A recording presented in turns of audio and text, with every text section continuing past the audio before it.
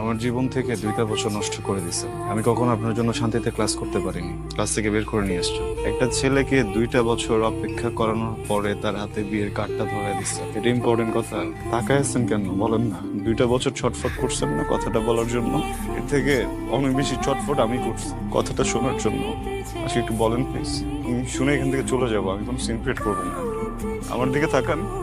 আমি তোমাকে ভালোবাসি।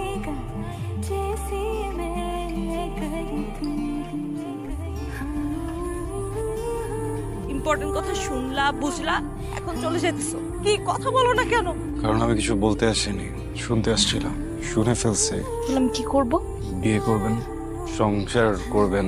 এতগুলা মানুষের সামনে আমি কি বলছি সবাই শুনছে, তারপর আমার বিয়ে হবে তোমার মনে হয়? সরি, ভালো থাকবেন। ওকে।